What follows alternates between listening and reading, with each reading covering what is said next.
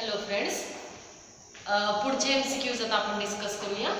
The MCQ number 6 is a 50 gram of a solute is dissolved in 0.95 kilogram of the solvent.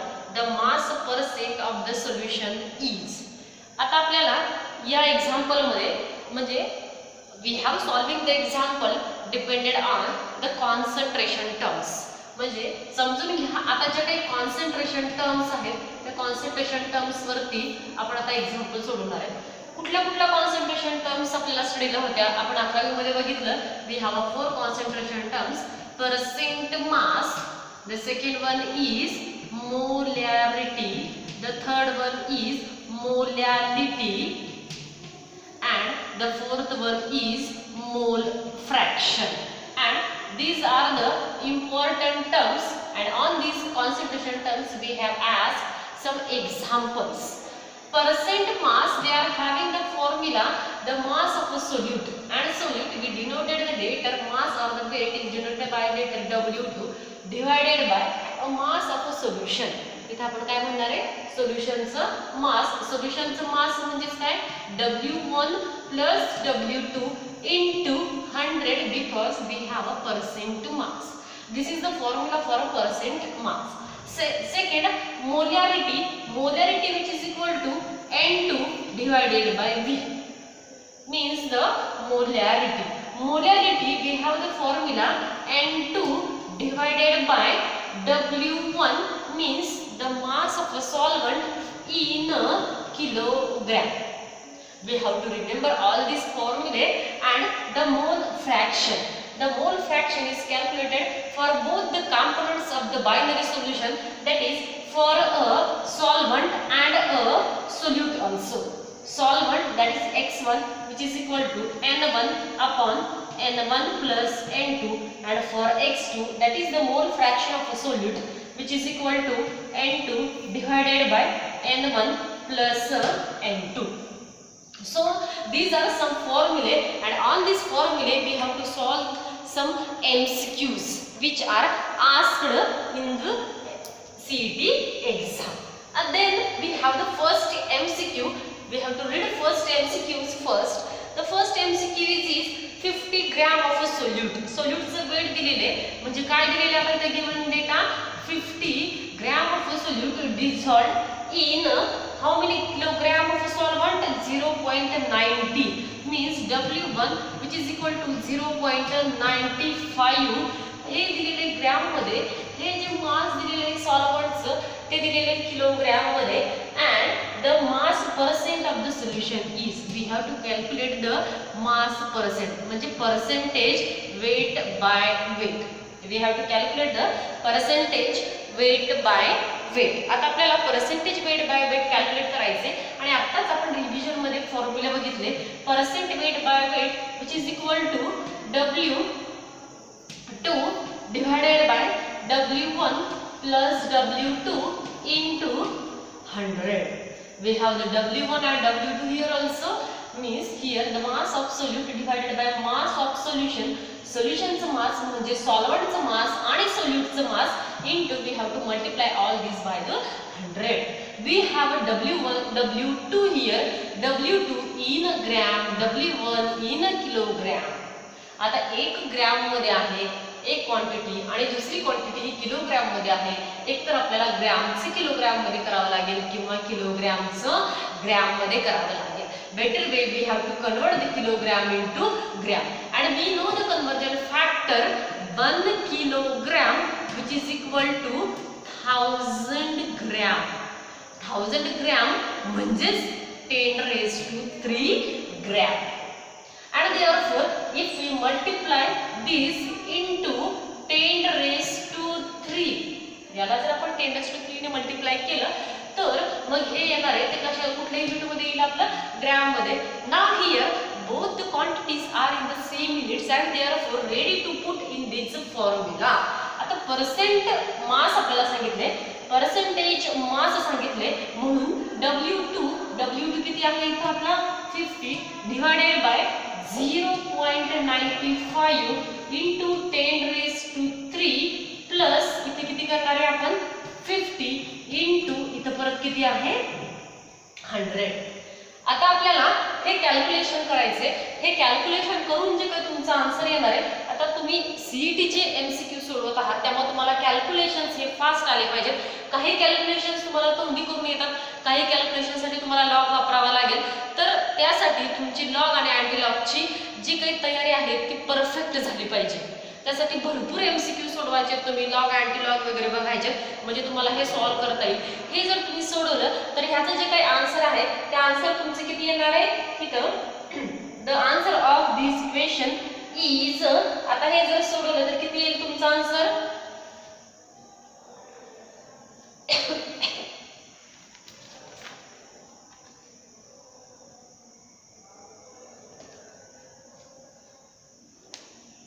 the answer is 5.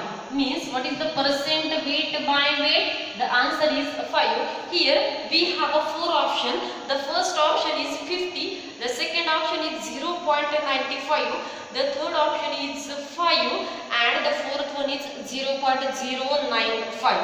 And therefore the correct answer or the correct option for this 6 number question is option C, means the 5. And therefore this is the 6 number equation and the correct option for this question is option C. Next 7 number question we have the mole fraction of nitrogen. आता आपल्याला काय विचारलं इथं mole fraction of nitrogen in a mixture of कोणाकोणाचं mixture आहे in a mixture of 7 gram of nitrogen in 60 gram of O2. म्हणजे आपल्याला काय दिले कोणाकोणाचं मिक्सचर दिले नायट्रोजनचं आणि ऑक्सिजनचं. इथं नायट्रोजनचं आपल्याला वेट दिलेले, नायट्रोजनचं वेट किती दिलेले. आता suppose nitrogen is considered as a solute and O2 is considered as a solvent. And therefore here we have a W2. ह्याचं वेट दिलेले आहे आपल्याला. ह्याचं वेट किती दिलेले आहे आपल्याला इट इज 7 ग्रॅम. नायट्रोजनचं वेट किती दिलेले आहे 7 ग्रॅम. आता नायट्रोजनचं मॉलिक्युलर वेट किती आहे द मॉलिक्युलर वेट म्हणजेच M2 of the nitrogen is 28. What is the weight of O2? It is also given. ऑक्सिजनचं वेट आपल्याला किती दिलेले इथं 16 ग्रॅम आणि ऑक्सिजनचं मॉलिक्युलर वेट किती आहे इट इज 32 ग्रॅम. आता हे कशासाठी आपण गिवन डेटावरून दिले कारण आपल्याला काय विचारले what is the mole fraction of a nitrogen in the mixture of 7 gram of N2 and 16 gram of O2 is. आता इथं आपल्याला मोल फ्रॅक्शन काढायचं आहे कोणाचा nitrogen. Here nitrogen we considered as a solvent solute and therefore मग आपण नायट्रोजनचं म्हणजे XN2 which is equal to आता N number of moles of nitrogen म्हणजेच N2 divided by N1 plus N2. म्हणजे आता पहिल्यांदा आपल्याला त्या गिवन डेटावरून काय कॅल्क्युलेट करावे लागणार आहे number of moles of nitrogen and also the number of moles of oxygen. आता इथे आपल्याला नंबर ऑफ मोल्स कॅल्क्युलेट करावे लागणार आहे. मग मोल्स ऑफ N2 चे मोल काय असतील मोल्स ऑफ N2 म्हणजे तिथे आपण म्हणूया N2 which is equal to W2 upon M2. W2 किती आहे 7 अपॉन त्याचा मॉलिक्युलर मास किती आहे 28. इथे किती आहे आता ऑक्सिजनचा N2 ऑक्सिजनचा मोल नंबर ऑफ मोल्स म्हणजे त्याला N1 म्हणूया आपण. N1 म्हणजेच काय म्हणूया आपण W1 upon M1 which is equal to ह्याचा वेट किती दिलेला आहे ह्याचा 16 डिवायडेड बाय त्याचा मॉलिक्युलर वेट किती आहे 32. मग ह्याचं उत्तर किती येतं इथं 7/28. 7/28 चं उत्तर तुमचं येणार आहे 0.25. What is the value of 60/32? It is the half. Half means 0.50. Half means 0.50. Put this value in this equation. आता मग M2 ची व्हॅल्यू किती आली आपली 0.25 डिवायडेड बाय 0.25 प्लस 0.50. याचं जर उत्तर बघितलं आपण तर ते किती येणार आहे ह्याचं जर आन्सर तुम्ही काढलं तर 0.33. Then what is the number of mole or what is the mole fraction of a nitrogen in the mixture of nitrogen and oxygen? The correct answer is 0.33. And therefore here we have 4 options. The first option is 0.5. The second option is 0.75. The third option is 0.66. And the fourth one is 0.33. And therefore the correct option for the second number question is option D. Option D is correct for this question. So students, just like this question, आता इथून पुढे जर कोणाचा मोल fraction काढायला विचारला असेल, कोणाचा म्हणजे सोल्यूटचा किंवा सॉल्व्हंटचा, तर ते तुम्ही याच फॉर्म्युल्यावरून काढू शकता. अशाच टाइपचे वेगवेगळे जर एक्झाम्पल तुम्हाला विचारले तर तुम्हाला ते सोडवता आले पाहिजे. Next, the 8 number question, the mole fraction of a solvent in a solution is 0.8. आता solution it is formed from solute plus solvent असं आपण म्हणतो. आणि सॉल्व्हंटचा मोल फ्रॅक्शन दिलाय. सोल्यूटच्या मोल फ्रॅक्शनला आपण म्हणतो x2, सॉल्व्हंटच्या मोल फ्रॅक्शनला काय म्हणतो आपण x1. And always x2 plus x1 which is equal to 1 असं आपण म्हटलंय. x2 plus x1 which is equal to 1. इथं आपल्याला काय दिलेलं आहे, सॉल्व्हंटचा मोल फ्रॅक्शन दिलेला आहे. तो किती दिलेला आहे, 0.8. And therefore what is the mole fraction of a solute, सोल्यूटचा विचारलेला आहे. आणि मग we know the x2 plus x1 which is always which is equal to 1. आणि मग ही व्हॅल्यू दिली. And therefore x which is equal to 1 minus 0.8 म्हणजेच ही व्हॅल्यू किती येणार आहे, 0.2. Such option is there and option A is 0.2 is correct for this 8 number question. Option A is 0.2 means if the mole fraction of a solvent is 0.8, then the mole fraction of a solute is 0.2. Therefore the option A is correct for this question. Next, the mole fraction of water in 20% aqueous solution of H2O2. आता आपल्याला काय विचारलंय, H2O2 ला आपण म्हणतो hydrogen peroxide. H2O2 ला काय म्हणतो आपण, हायड्रोजन परऑक्साइड. आता हायड्रोजन परऑक्साइड मध्ये काय दिलेलं आहे, मोल फ्रॅक्शन ऑफ वॉटर. वॉटरचा मोल फ्रॅक्शन आपल्याला इथं काय दिलेलं आहे, विचारलेलं आहे वॉटरचा मोल फ्रॅक्शन. पण कशामध्ये, 20% aqueous सोल्युशन ऑफ. किती पर्सेंटेज दिले, 20%. समजून घ्या, जेव्हा पर्सेंटेज दिलेलं असतं, percentage means here we have to consider the 100 gram of a solution. जेव्हा पर्सेंटेज दिलेलं असतं तेव्हा टोटल सोल्युशनचं जे काही मास आहे ते किती असतं, 100 ग्रॅम. 100 ग्रॅम जर सोल्युशन असेल म्हणजे सोल्युशनचा मास काय असेल, 100 ग्रॅम. त्यातला 20 हा काय असतो, सोल्यूट. कारण सोल्युशन म्हणजेच काय आहे, सोल्यूट प्लस सॉल्व्हंट. आणि 20% म्हणजे 100तलं जर 20 हे जर सोल्यूट असेल, then what is the value of a solvent? Obviously the mass of a solvent is 100 minus 20 means it is 80 gram. हे जे काही दिलेलं आहे याच्यावरून आपल्याला काय काय माहिती होतं, mass of a solute and mass of a solvent. Solute आणि सॉल्व्हंटचं काय माहिती होतं आपल्याला, मास. आता काय विचारले आपल्याला, what is the mole fraction of water. वॉटरचा मोल फ्रॅक्शन विचारलेला आहे. Water is used as a solvent and therefore the mole fraction of a solvent x1 which is equal to n1 divided by n1 plus n2. Then how to calculate the n1?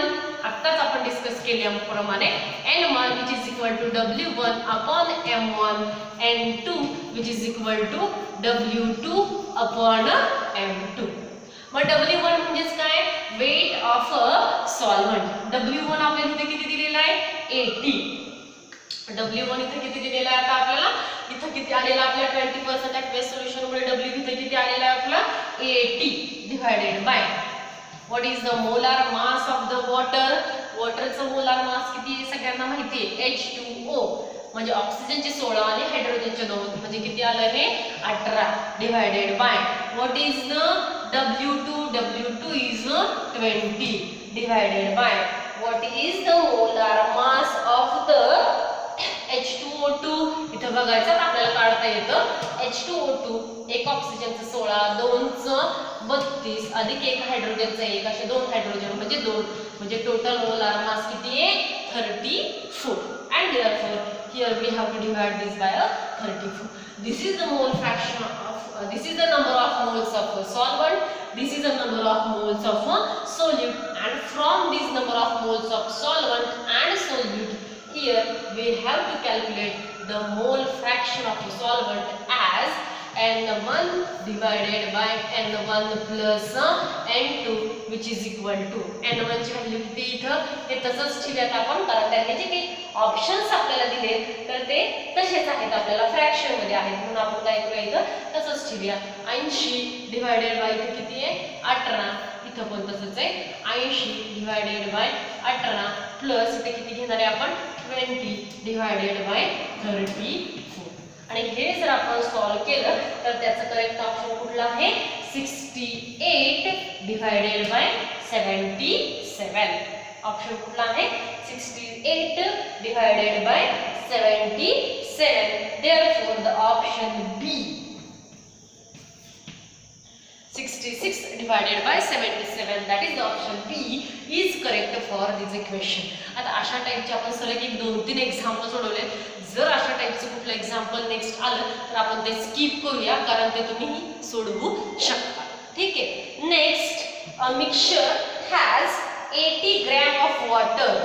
A mixture, आता कशाचं mixture आहे, a mixture has 80 gram of water and 4 gram ethanol. आता mixture आहे कशाचं, वॉटरचं आणि इथेनॉलचं. आता सगळ्यांना इथेनॉलचं वॉटरचं structure कसं, वॉटरचा फॉर्म्युला काय आहे H2O प्लस इथेनॉलचा फॉर्म्युला काय आहे C2H5OH, हा इथेनॉलचा फॉर्म्युला. मग आता आपल्याला वेट दिले कशाचं, वॉटरचं वेट किती दिलेले आपल्याला 18 ग्रॅम. वेट किती दिलेले 18 ग्रॅम.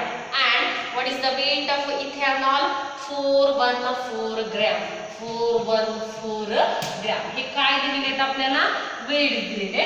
हे दिलेलं आहे आपल्याला W1 आणि हा आहे आपला W2, because this is the solute dissolved in this solvent to form a solution. Then we have to calculate the mole fraction of water. वॉटरचा मोल फ्रॅक्शन आपल्याला कॅल्क्युलेट करायचा आहे. जर वेट दिली असतील तर त्याच्यावरून आता काय माहित पाहिजे आपल्याला, मॉलिक्युलर वेट आणि मग मोल फ्रॅक्शन. इथेनॉलचं मोल फ्रॅक्शन आपल्याला कशाचं मोल फ्रॅक्शन काढायचं आहे, वॉटरचा मोल फ्रॅक्शन काढायचं आहे. वॉटरचा म्हणजे x1 आणि मग सेम फॉर्म्युला वापरणार आहे N1 divided by N1 plus N2. आता इथं आपल्याला वेट दिले, वेट भरून आपण काय काढणार आहे ह्या दोघांचे, ह्याचा N1 ह्याचा N2 आणि त्या व्हॅल्यूज इथं पुट केल्या की तुमचं जे काही आन्सर येईल हे तुम्ही सोडवायचं. असेच सेम एक्झाम्पल आत्ताच 2 आपण डिस्कस केलेले आहेत.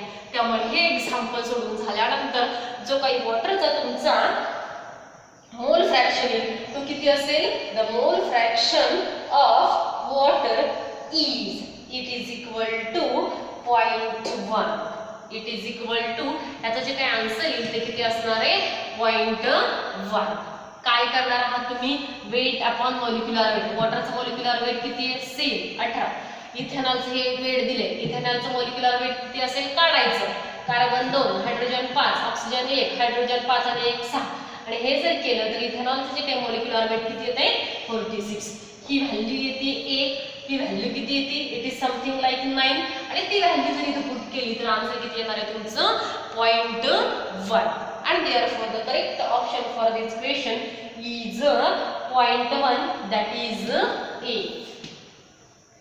So the next question is, a solution A and B are having molarity.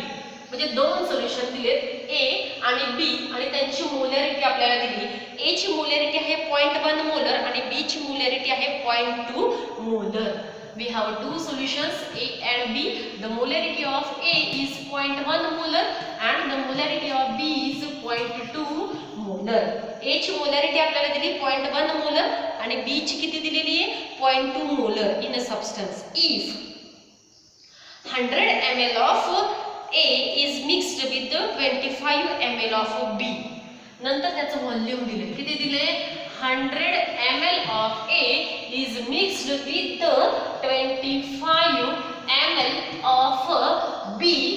Then there is no change in the volume, the final molarity of a solution. ह्याची molarity दिली, volume दिले, ह्याची molarity दिली, volume दिले, आणि हे जेव्हा दोन्ही मिक्स केली जातील तेव्हा त्यांची फायनल म्हणजेच आपल्याला काय सांगितली आहे? Resultant molarity. काय विचारले आपल्याला?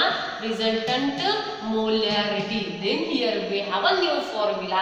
आता असं जर एखादं एक्झाम्पल असेल तर आपल्याला इथे एक फॉर्म्युला वापरावा लागेल. काय फॉर्म्युला वापरावा लागणार आहे? इथं आपल्याला बघायचे आपल्याला what is the formula for this question. Here m1v1 plus m2v2 divided by v1 plus v2.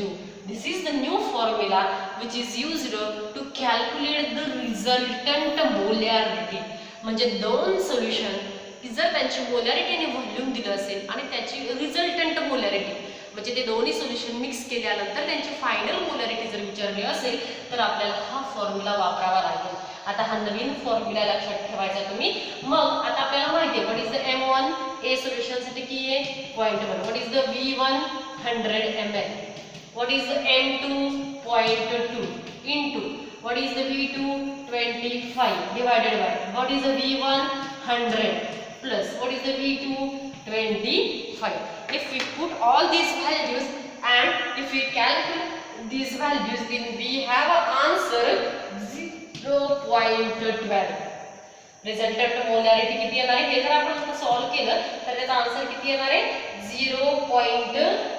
and therefore the option B is correct for this type of question. अशा ह्याचे आन्सर किती असणार आहे? 0.12. हे जर सॉल्व केलं तर, आणि मग option D is correct for this question. Then next, the molarity of a solution obtained by dissolving 0.01 mole of NaCl in 500 ml of a solution is. आता आपल्याला काय विचारले? मोलॅरिटी विचारली. हे जे काही सगळे क्वेश्चन्स आहेत ते कॉन्सन्ट्रेशन टर्म्स वरतीच आहेत आणि कॉन्सन्ट्रेशन टर्म्स वरती थोडासा आपण जास्त भर का देतोय कारण अशा टाइपचे क्वेश्चन्स आपल्याला जर विचारले MST CET मध्ये तर आपल्याला ते व्यवस्थित सोडवता आले पाहिजे म्हणून आपण थोडासा त्याचा डीप स्टडी करतोय. The molarity of a solution obtained by dissolving 0.01. आता आपल्याला काय दिलेले इथं? नंबर ऑफ मोल्स दिलेले. किती दिलेले? 0.01 मोल. म्हणजे n ची व्हॅल्यू दिलेली आहे 0.01 moles of NaCl in 500 ml of a solution आणि व्हॉल्यूम दिले. किती दिले? 500 ml. आणि ह्याची आपल्याला काय कॅल्क्युलेट करायला सांगितली आहे? मोलॅरिटी. मग molarity which is equal to L/V, number of moles of a solute present in V but in liter or in milliliter. आणि म्हणून आता ह्या मिलीलीटरचं कन्वर्जन कशात करायचं आपल्याला? लिटर मध्ये करायचे. मग आपल्याला माहिती कन्वर्जन फॅक्टर 1 लिटर म्हणजेच 1000 मिलीलीटर. तर 500 म्हणजे किती? एकाच्या निम्म म्हणजे 0.5 म्हणजेच इथे किती येणार आहे? 0.01 डिवाइडेड बाय 0.5. ह्याचा आन्सर किती येणार आहे? 1/50 which is equal to 0.02. समजलं का? काय काय दिले? मोलॅरिटी विचारली, मोल दिले आणि व्हॉल्यूम दिले. पण मोलॅरिटीच्या फॉर्म्युल्यात आपण काय इथे घेणार आहे? Number of moles present in 1 litre. पण दिले मिलीलीटर. 500 मिलीलीटर म्हणजे किती लिटर? तर 0.5 लिटर. ही जर व्हॅल्यू आपण सिम्प्लिफाय केलं, काय काय कॅल्क्युलेशन तोंडी आपल्याला सोडवता येतात. फक्त काय माहित पाहिजेत आपल्याला? फॉर्म्युले माहित हवेत म्हणजे आपल्याला हे सोडवता येतं. Next, the molarity of 50% of H2SO4 of density. आता आपल्याला नेक्स्ट काय विचारले? मोलॅरिटीज विचारली आहे. आणि आता मोलॅरिटी आपल्याला माहिती आहे मोलॅरिटीचा फॉर्म्युला, पण तिथे डायरेक्ट नंबर ऑफ मोल्स दिलेला आहे. तिथे आपल्याला पर्सेंट मास दिलेले आहे. कशाचं? H2SO4 म्हणजे 50% H2SO4 having density 1.1 gram per centimetre cube. Density किती आहे 1.1 ग्रॅम पर सेंटीमीटर क्यूब। आता याचा आपल्याला काय विचारलं इथं द मोलॅरिटी ऑफ। आता मोलॅरिटीसाठीचा फॉर्म्युला आपण इथे लिहूया molarity which is equal to N2 divided by V। पण इथं N2 डायरेक्ट दिलाय का आपल्याला नाही। मग आता आपल्याला काय दिलेले पर्सेंटेज 50% 15% म्हणजे हे 15 हे कशाचं वेट दिलेलं आहे आपल्याला सोल्यूटचं। H2SO4 मध्ये 15 हे कशाचं वेट दिलेलं आहे सोल्यूटचं। त्याच्यावरून W1 किती येतोय 100 मायनस 15 म्हणजे किती येतं इथं 85। त्याच्यानंतर H2SO4 चं मॉलिक्युलर मास काढावं लागणार आहे आपल्याला कारण मोलॅरिटी काढण्यासाठी त्याचा फॉर्म्युला आहे N2/V आणि आपल्याला N2 माहिती आहे का नाही। मग N2 म्हणजेच काय आहे W2/M2। मग W2 किती आहे 15। What is the M2? Molar mass of the solute? It is 98। हायड्रोजनचे 2 अधिक सल्फरचे 32 अधिक एका ऑक्सिजनचा 1 असे 4 ऑक्सिजन 16 चौक 64। हे जर ऍड केलं तर त्याचा आन्सर किती येते 98। 15/98 म्हणजे तो तुमचा काय आलेला आहे इथं N2। 15/98 म्हणजे तिथं काय आला तुमचा N2 आणि मग व्हॉल्यूम आपल्याला विचारले पण आता इथं व्हॉल्यूम दिले का आपल्याला डायरेक्ट नाही। मग काय दिले डेन्सिटी। मग आपल्याला फॉर्म्युला माहिती आहे density which is equal to mass upon volume.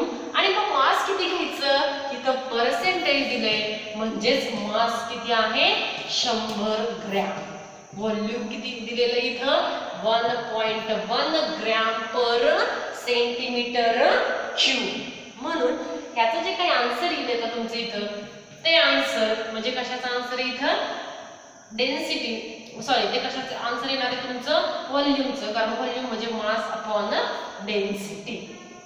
मग हे आलेला आन्सर तुम्ही इथं पुट करणार आहे हे आलेल्या N2ची व्हॅल्यू इथं पुट करायची आणि मग हे जे काही आहे रिझल्टंट मोलॅरिटी त्याचं जे काही आन्सर येणार आहे ते आहे 1.68। What is the answer of this question 1.68 that is the option C।